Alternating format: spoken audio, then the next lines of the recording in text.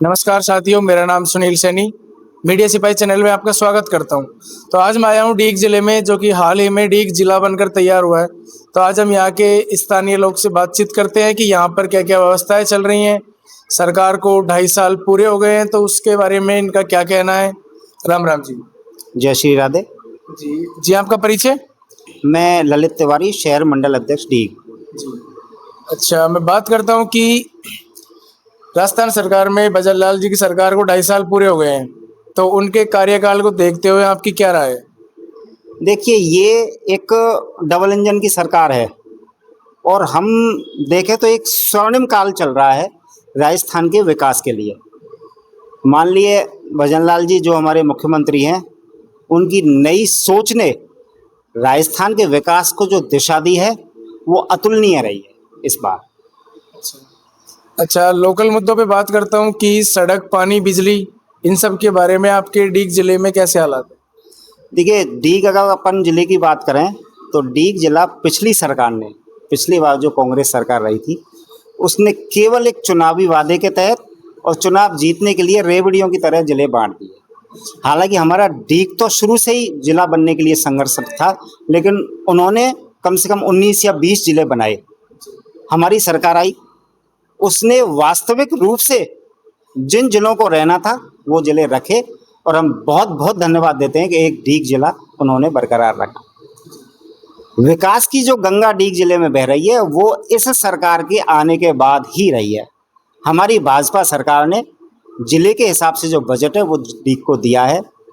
Bypass के निर्माण के लिए यहाँ पैसा दिया है, उसके लिए वित्तीय स्वीकृति आ चुकी है और कुछ ही दिनों में बाईपास डीग में जो बनना है वो चालू हो जाएगा। डीग जिला अस्पताल के लिए ज़मीन अलॉट हो गई है, उसका भी शिलान्यास हो गया है और वहाँ काम चालू हो गया है।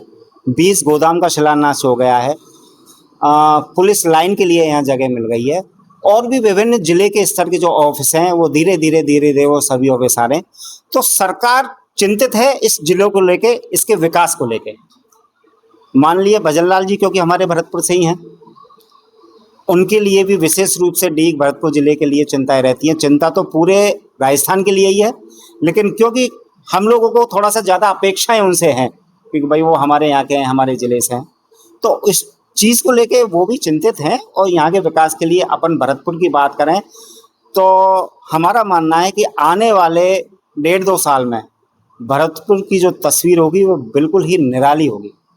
पूरे भरतपुर में विकास के जो कार्य चल रहे हैं, बहुत बहुत धन्यवाद हम माननीय भजनलाल जी को देते हैं। डीग की अपन बात करें तो जैसे मैं बता ही चुका हूँ, बस स्टैंड के लिए, स्टेडियम के लिए, जल महल के सौंदर्यीकरण के लिए, डीग में पूंछरी जो हमारा धार्मिक स्थल है, पूंछरी के विकास के लिए, पूंछरी में कॉरिडोर के लिए, पूंछरी को बीडीए में इन्होंने लाया है, उसके लिए, किसानों के लिए, किसान सम्मान निधि के लिए, बिजली के लिए, पानी के लिए, हमारे युवा और ऊर्जावान जो विधायक हैं आदरणीय डॉक्टर शैलेश जी, जो समय समय पर इन समस्याओं से माननीय मुख्यमंत्री जी को अवगत कराते रहते हैं और वहाँ से इन विकास की योजनाओं के लिए पैसा लाते हैं और इस योजनाओं को यहाँ शुरू करते हैं। अच्छा, सुनने में आता है कि पूंछड़ी का लोटा डीग में बहुत ज़्यादा फेमस है जी, तो इसका क्या कारण है कि वो इतना ज़्यादा फेमस है। देखिए, पूंछड़ी का लोटा हम सबका एक आराध्य स्थल है। ब्रज की जो 7 कोस की परिक्रमा है उसमें कुछ हिस्सा, लगभग 2 किलोमीटर का हिस्सा जो राजस्थान की सीमा में हमारे आता है, ये ब्रजमंडल में हमें। डीग भी ब्रज 84 के परिक्रमा मार्ग में ही आता है और वहाँ पूंछड़ी का लोटा प्राचीन मंदिर है और श्रीनाथ जी का मंदिर है। हाईलाइट जो हुआ है, हमारे जो मुख्यमंत्री माननीय भजनलाल जी हैं, उनके आराध्य रहे हैं श्रीनाथ जी। वो श्रीनाथ जी के अनन्य भक्त हैं, गिरिराज जी के अनन्य भक्त हैं, तो शुरू से ही वो यहाँ दर्शन के लिए आते हैं, विशेष आस्था है। और मुख्यमंत्री बनने के बाद भी उन्होंने इस क्रम को नहीं तोड़ा है।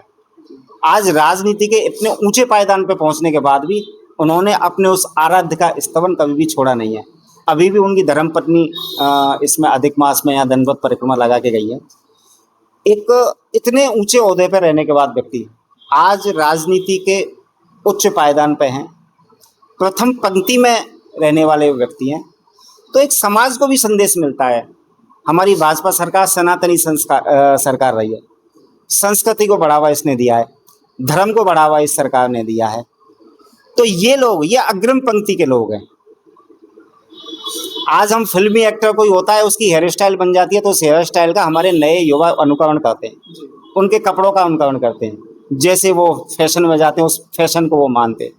लेकिन ये हमारे लिए क्या संदेश दे रहे हैं कि हम अपने आराध्य से जुड़ें, हम अपनी संस्कृति से जुड़ें, हम अपनी जड़ों से जुड़ें। वो काम हमारे मुख्यमंत्री जी कर रहे हैं। और फेमस होने का कारण क्या है? उसका अनुकरण हम युवा भी कर रहे हैं, हमारी पार्टी के और लोग भी कर रहे हैं, और नेता भी कर रहे हैं। आते हैं, दर्शन मेले होते हैं, परिक्रमा करते हैं, एक माहौल बनता है। और हमारे लिए तो बहुत अच्छी बात है। इस छोटे से गांव को, इस छोटे से स्थान को आज पूरे मैं समझूं अंतर्राष्ट्रीय स्तर पर एक पहचान मिली है। उसके लिए भी हम बहुत बहुत धन्यवाद हमारे मुख्यमंत्री जी को देते हैं। अच्छा, सीएम भजनलाल शर्मा जी का डीग से ऐसा क्या लगाव है जो वो डीग से बहुत ज्यादा लगाव सुनने में आ रहा है? देखिए, लगाव तो मैं समझूं डीग से जो लगाव है वो तो ठाकुर जी से ही लगाव है, क्योंकि वो ठाकुर जी की वजह से। ठाकुर जी की वजह से है। तो हम भी सौभाग्यशाली हैं। हम भी उन्हीं ठाकुर जी का धन्यवाद देते हैं कि माननीय को यहाँ आना तो होता ही है, मिलना जुलना भी होता है। जब विशेष रूप से यहाँ वो आ रहे हैं तो डी के लोगों की ज़्यादा से ज़्यादा समस्याएं भी सुनने को मिलती हैं, उसका वो निराकरण भी करते हैं।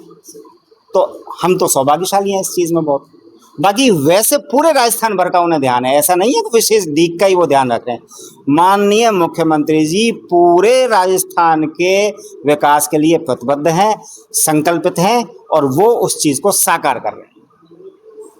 अच्छा, सीएम भजनलाल शर्मा जी ने किसानों के लिए बहुत ज़्यादा सुविधाएं कर रखी हैं, कि जैसे कि किसान सम्मान निधि के जो पिछली सरकार ने 6,000 रुपये थे, अब की सरकार ने उनको बढ़ाकर 8,000 करके, और अभी दिवाली पर 1,000 रुपये बोनस करके 9,000 कर दिए गए। तो क्या उससे किसानों को फायदा मिला? देखिए, सब इसके पीछे जो बात रही है, आदरणीय मुख्यमंत्री जी किसान परिवार से रहे, एक किसान के बेटे हैं और सामान्य मध्यम वर्गीय परिवार से हैं। वो उन चीज़ों को प्रैक्टिकली जानते हैं कि किसान के लिए क्या समस्याएं होती हैं, किन किन चीज़ों को झेल कर किसान फसल है उसकी खुले में ही रहती है, क्या क्या परेशानियां उस किसान को रहती है। तो वो सब चीज़ें उन्होंने झेली हैं अपने जीवन में। वो किसी धनाढ्य परिवार से नहीं है, वो किसी राजनीतिक पृष्ठभूमि से नहीं है। उन्होंने मेहनत की है अपने लाइफ में, खेती किसानी के ही लोग हैं वो। तो फिर क्यों नहीं किसान के लिए काम करेंगे? उनको कुछ लगा है तो ज़्यादा से ज़्यादा हमारा किसान अगर खुशहाल रहेगा हमारे राज्य का, तो अपने आप ही राज्य में खुशहाली आएगी। तो उस चीज़ पर वो वर्क कर रहे हैं। अच्छा, केंद्रीय सरकार के बारे में बात करूंगा। केंद्रीय सरकार के बारे में आपकी क्या राय है? केंद्रीय सरकार तो 2014 से माननीय प्रधानमंत्री नरेंद्र मोदी जी ने जब से कमान संभाली है,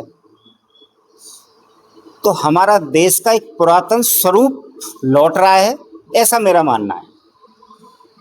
पिछली जो सरकारें रहीं, उन्होंने किन लोगों को बढ़ावा दिया, किन समुदाय को बढ़ावा दिया, क्या उस सरकार की नीति रही, युवाओं के प्रति क्या सोच रही, स्थानीय निवासियों के प्रति क्या सोच रही, और हमारी भारत भूमि के लिए क्या सोच रही, ये सबको बताने की आवश्यकता नहीं है। सब लोग जानते हैं ये कि उन्होंने क्या किया है।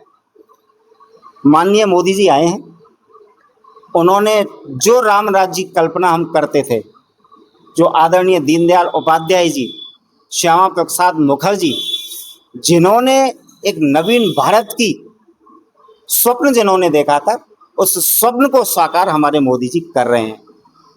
2014 से ही अनवरत, बिना थके, बिना रुके, चलते हुए, अनवरत काम करते हुए वो इस देश को सफलता की उस ऊंचाई पे ले जाने का प्रयास कर रहे हैं कि एक नया भारत हम बनाएंगे।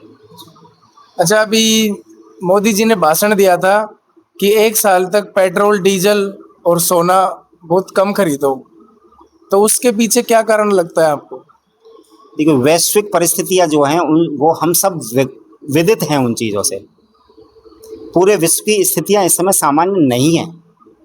तो एक सभ्य नागरिक होने के नाते, एक जिम्मेदार नागरिक होने के नाते, कोई आह्वान हुआ है तो हमें वो चीज़ निभानी चाहिए। हाँ, उन्होंने हमारे भले के लिए ये चीज़ कही है। क्या हुआ कि हम घर में 3 लोग हैं तो 3 बाइक से ही जाएंगे? हम 3 लोग 2 बाइक से भी जा सकते हैं, 4 लोग हैं 2 बाइक से भी जा सकते हैं। जिस चीज में हम बाइक यूज कर सकते हैं हम क्यों कार यूज करें? तो वो देश के भविष्य को सुधारने के लिए, इन परिस्थितियों से निपटने के लिए। हाँ, संग्रह की हमारी प्रवृत्ति है। ये भारत में थोड़ा सा महिलाओं की प्रवृत्ति है कि सोने के चांदी के प्रति उनका एक लगाव रहता है, मोह रहता है, लेकिन वो विशेष आवश्यकता की चीज नहीं है। उन्होंने कभी भी, मोदी जी ने ये आह्वान नहीं किया कि आप आवश्यकता की चीजों को नहीं कर, अगर सोने की आपको आवश्यकता है, आपकी शादी में सोना चाहिए तो आप लीजिए, लेकिन मैं अननेसेसरी मुझे 10-5 लाख रुपए का सोना खरीदना ही है। आप ये देखिए कि पैसे की जो स्थिति कर रही है डॉलर के मुकाबले, तो वो इन्हीं चीजों से कर रही है, क्योंकि हम में संग्रहण की प्रवृत्ति ज्यादा हो गई है। उस चीज का आह्वान मोदी जी ने किया है और हमें एक जिम्मेदार नागरिक होने के नाते उसका पालन करना चाहिए। ये अभी भरतपुर में 22 तारीख को बेनीवाल जी आए थे जाट आरक्षण कार महारैली में। उन्होंने भी बोला था कि रैली नहीं, ये रेला निकलेगा, और ये भी बात करी थी कि लगभग 5 लाख के करीब भीड़ आएगी। तो क्या आपको लगता है कि वहां पर जाट आरक्षण रैली में 5 लाख के करीब भीड़ पहुंची? देखिए जी, मैं तो सबसे पहले आपको बता दूं, वो रेला नहीं, वो रेलम पेला हो गया उनका। तो वो उनकी ऐसी हवा निकली है। मैं इस डीग रियासत का नागरिक हूँ, यहीं जन्मा हूँ, यहीं पला बड़ा हुआ हूँ, और डीग और भरतपुर की जो रियासत है वो पूरे भारतवर्ष की एक सम्मानीय जाट रियासतों में उसका नाम है। हमारे यहाँ के जाट बहुत पढ़े लिखे लोग हैं, वो समझदार लोग हैं, वो कभी भी ऐसे गलत चीजें कर ही नहीं सकते। महाराजा सूरजमल की ये धरती रही है। महाराजा सूरजमल के बलिदान को पूरा भारतवर्ष याद करता है। महाराजा जवाहर सिंह, जसवंत सिंह और महाराजा विजेंद्र सिंह, जिनके सुपुत्र पिछली बार सरकार में मंत्री रहे महाराजा विश्वेंद्र सिंह, वो हम सबके लिए आदरणीय हैं। और इस भरतपुर और डीग रियासत के लिए उन्होंने अपने जान तक जोखिम में डाली है, इस रियासत को बचाया है। मेरी राजनीतिक विचारधारा कुछ भी हो सकती है, लेकिन उस रियासत के प्रति, उस परिवार के प्रति हम पूरे भारतवासियों का सम्मान कभी कम नहीं होता है, और वो कभी भी इस तरह की अनर्गल जातिगत राजनीति नहीं करते। बेनीवाल जी भी हम सबके सम्माननीय, हमारे बड़े हैं, सांसद हैं। देश में एक पार्टी का सांसद अपने आप में बहुत उच्च स्तर का व्यक्ति होता है, लेकिन उच्च स्तर पर जाके जिस तरह की भाषा का वो प्रयोग करते हैं, जिस अमर्यादित भाषा का वो प्रयोग करते हैं, वो हमारे तो गले उतरते नहीं है। एक बुजुर्ग लोग कहते हैं कि आपकी भाषा से आपके संस्कारों का पता चलता है। तो जैसी वो भाषा यूं प्रयोग में ला रहे हैं, तो हो सकता है उनको यही संस्कार मिले हों, लेकिन मुझे, मेरे भरतपुर के जाटों को ऐसे संस्कार कभी नहीं मिले। उन्होंने हमेशा इस रियासत का, इस धरती का, इस पवित्र भूमि का, इस वीर लोहागढ़ की भूमि का सम्मान बढ़ाया है। तो मैं बहुत बहुत धन्यवाद यहाँ की जनता को, यहाँ के जाट सरदारी को देता हूँ कि उन्होंने सिरे से नकारा उनको, और ये रैली उनकी बिल्कुल फेल रही। अच्छा, उन्होंने अभी सांसद संजना जाटव जी के ऊपर एक बात बोली थी कुछ, जो कि वो ऑडियो बहुत ज़्यादा वायरल हो रही है। तो क्या उनका ये बोलना ठीक है, उनके ऊपर अभद्र भाषा का प्रयोग करना? कैसा, क्या सोच है जाटों की? ऐसा ऑडियो कुछ आया है, ये हमने भी सुना है, मेरे भी व्हाट्सएप पे वो आया था, मैंने भी देखा है, सुना है। उसमें सच्चाई कितनी है ये तो आप लोग जान पाएंगे, या सीआईडी के लोग उसको निकाल पाएंगे कि वो सच्चाई है। लेकिन यदि ये भाषा का प्रयोग हुआ है तो वो बहुत ही अमर्यादित भाषा है। संजना जाटव कांग्रेस की सांसद हैं, हमारी बहन हैं, हमारे यहाँ की बेटी हैं, हमारे लिए सम्माननीय है, क्योंकि वो हमारी सांसद है। हमारी पार्टी से नहीं है, कोई बात नहीं है, लेकिन हमारे भरतपुर की सांसद है, वो हमारी एक सम्माननीय जनप्रतिनिधि है। उनके प्रति कोई भी ऐसी भाषा किसी भी पार्टी का व्यक्ति अगर लाता है प्रयोग में, तो हम उसका कभी समर्थन नहीं करेंगे। ये बहुत ही निंदनीय है। एक नारी शक्ति का अपमान कर रहे हैं बेनीवाल जी। तो क्या भरतपुर के जाटव समाज से या संजना जाटव जी से उनको आकर माफी मांगनी चाहिए इस बारे में? यदि वास्तव में ऐसा हुआ है तो उनको मांगनी चाहिए। नारी का सम्मान ये हमारे देश में भी हमेशा रहा है, हमारे क्षेत्र में भी हमेशा रहा है, और हमारे लोहागढ़ में तो हमेशा रहा ही है। ये ब्रज की भूमि नारियों के सम्मान के लिए सदैव समर्पित रहती है।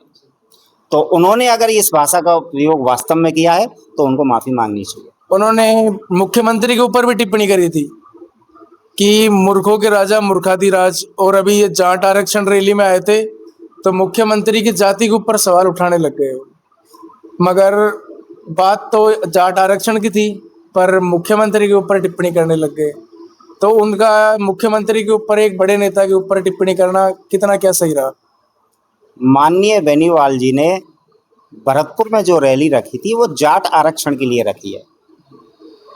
जाट आरक्षण को उन्होंने मुद्दा बनाया, जबकि हमारे यहाँ जाट आरक्षण के लिए हमारे पूर्व में मंत्री रहे हैं डॉक्टर दिगंबर सिंह जी, जिनको भरतपुर के विकास पुरुष के नाम से जाना जाता है, हम सबके लिए सदैव सम्माननीय हैं और उनका जो योगदान है भरतपुर में वो सदैव अविस्मरणीय रहेगा।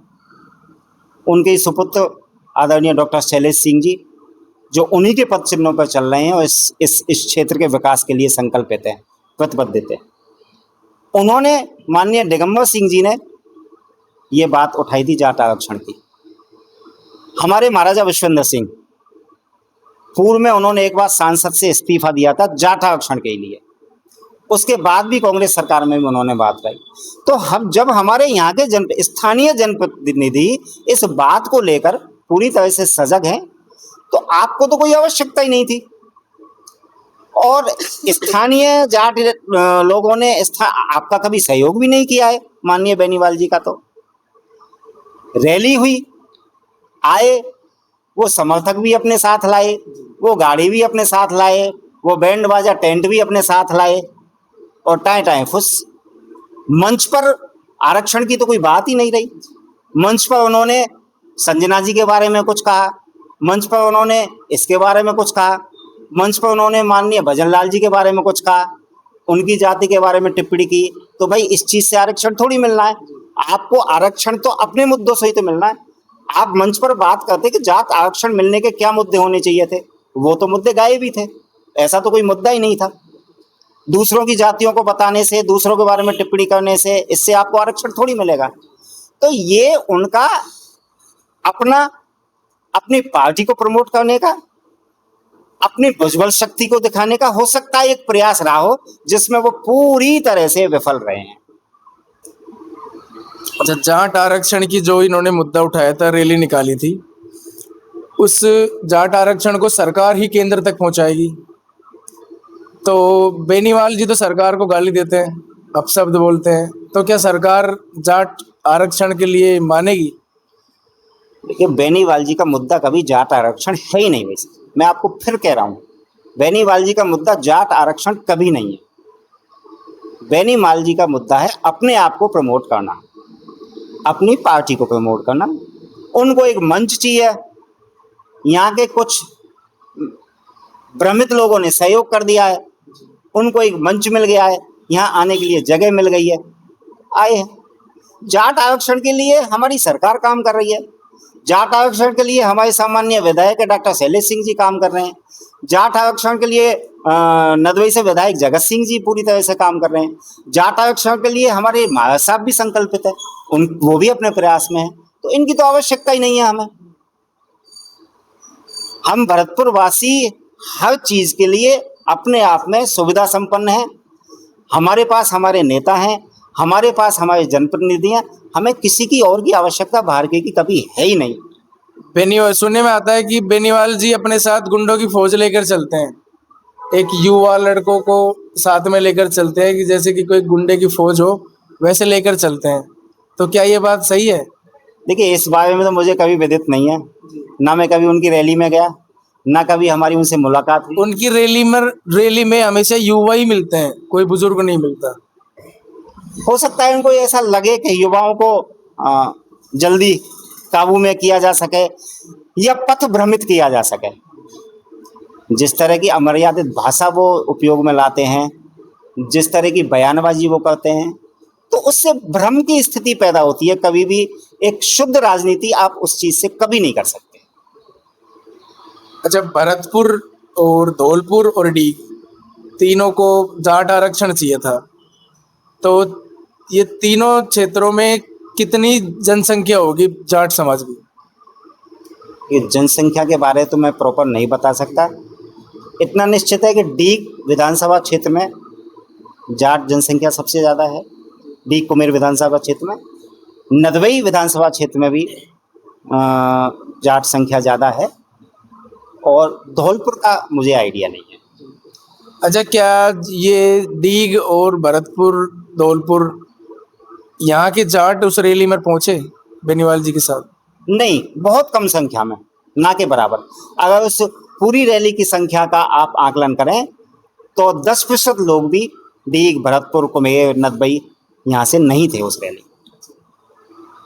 वहाँ पर बात करके पता चला था कि उस वहाँ की जो रैली में लोग थे वो सब बाहर से आए थे, पर आरक्षण तो भरतपुर, धौलपुर और डीग को चाहिए था, तो बाहर के लोग क्यों आए? वो भरतपुर का तो मुद्दा ही लेके नहीं आए थे ना, वो जाट आरक्षण का तो मुद्दा ही लेके नहीं आए थे। तो मैं फिर कह रहा हूँ, मुद्दा तो दूसरा था। मुद्दा तो सीएम के बारे में उनको अपशब्द बोलने थे। जब बस वो सीएम के बारे में अपशब्द बोलने के लिए आए थे, जाट आरक्षण का कोई मुद्दा नहीं। हमने जहाँ तक इस चीज़ पे एनालिसिस किया है, हमें तो यही लगता है वो केवल सीएम साहब को टारगेट कर रहे हैं, उनके बारे में उनको ऊटपटांग बोलना। जिस भी मंच पे जाते हैं उनको ये केवल सीएम साहब को टारगेट करना है, ऊटपटांग बोलना है। तो जाट आरक्षण तो उनका मुद्दा है ही नहीं। वो हर नेता के बारे में बोलते हैं कि जैसे कि ये नहीं कि बीजेपी के ही कार्यकर्ताओं के ऊपर, संजना जाटव जी के ऊपर बोला, मुख्यमंत्री के ऊपर बोला, और पहले सचिन पायलट जी के ऊपर भी बोला था, जो कांग्रेस पार्टी से, उनके ऊपर बोला था कि धूप में ना निकला करो रूप की रानी। उनके ऊपर एक गाना भी गाया था सचिन पायलट के ऊपर कि वो धूप में नहीं निकलते हैं, कोई भी आरक्षण के लिए बाहर नहीं जाते हैं। तो सचिन पायलट के ऊपर भी उन्होंने बोला, तो क्या कहना है उनके ऊपर? ये तो बेनीवाल जी बता पाएंगे कि इस तरह की बयानबाजी वो क्यों करते हैं। मैं फिर कह रहा हूँ, वो हमके सबके सम्माननीय सांसद हैं। राजस्थान के 25 सांसद दिल्ली लोकसभा में जो बैठते हैं, वो लोकतंत्र का सबसे बड़ा मंदिर है। उस मंदिर के ये भी एक पुजारी हैं। उसकी मर्यादा इनको रखनी चाहिए। सांसद एक बहुत सम्मानीय व्यक्ति होता है, सम्मानीय जनप्रतिनिधि होता है। अब ऐसा वो क्यों करते हैं? उनकी कुछ हो सकता है निजी परेशानियां हों जिससे वो ऐसा कुछ बोलते हों, तो इसका तो वही जवाब दे पाएंगे। हम तो बहुत छोटे स्तर के सेवक हैं अपने संगठन के, उस स्तर तक हम नहीं पहुंच पाते कभी। अच्छा, डीग माननीय मुख्यमंत्री जी के जब से मुख्यमंत्री बने हैं वो सीएम भजनलाल जी, तो उनके 2.5 साल पूरे हो गए हैं, तो क्या उनके कार्य से डीग जिला खुश है? हाँ जी, बिल्कुल खुश है। उन्होंने हमेशा डीग क्षेत्र का ध्यान रखा है, भरतपुर क्षेत्र का ध्यान रखा है। मैंने आपको बता भी दिया है पहले भी, कितनी ही योजनाएं हैं जिनसे हमारे ज़िले को एक नया रूप मिलेगा। ज़िले के बनने में 2, 4, 5 साल लगते हैं। बहुत लंबा ज़िले का विस्तार होता है। पहली सरकार ने तो रेवड़ी बांट दी, पैसा कुछ दिया नहीं, ज़िले जैसा कुछ काम ही नहीं हुआ। जब से हमारी बीजेपी सरकार आई है, तब से इस ज़िले को उन्होंने संवारा है, और तब से यहाँ विकास के कार्य शुरू हुए हैं। तो निश्चित रूप से डीग की जनता खुश है। डीग जिले की ऐसी कोई समस्या हो जो आप हमारे चैनल से के माध्यम से बताना चाहो? डीग पुरानी हमारी जो भरतपुर रियासत है उसकी राजधानी भी रही है। जलमहल है यहाँ, डीग का किला है। एक बहुत ही समृद्धशाली इतिहास हमारी डीग नगरी का रहा है। एक तो मैं यही कहना चाहूँगा, पर्यटन के क्षेत्र में अगर डीग में सरकार काम करे तो बहुत संभावनाएं यहाँ हैं। गिरिराज जी हमारे यहाँ से 10-12 किलोमीटर हैं। गिरिराज जी हम सबके आराध्य देव हैं। श्रीनाथ जी हम सबके आराध्य देव हैं। पूंछरी का लौठा यहाँ से बहुत नज़दीक है। डीग का किला है, डीग के जलमहल हैं। तो पर्यटन के क्षेत्र में अपार संभावनाएं इसमें है। तो मेरा निवेदन है सरकार से और सरकार के प्रतिनिधियों से कि वो थोड़ा ध्यान दें, तो डीग के एक विकास को नई दिशा मिलेगी, रोजगार के भी नए अवसर यहाँ खुलेंगे, और लोगों का एक जीवन शैली है वो भी एक अच्छे स्तर की हो जाएगी। ये मेरा कहना। देख सकते हो साथियों, यहाँ के स्थानीय लोगों से बातचीत करी और पता चला कि डीग जिले में क्या क्या समस्याएं इनको है और सरकार की क्या क्या योजनाओं का इनको लाभ मिल पाया है। ऐसी वीडियो के लिए बने रहिए हमारे साथ। धन्यवाद।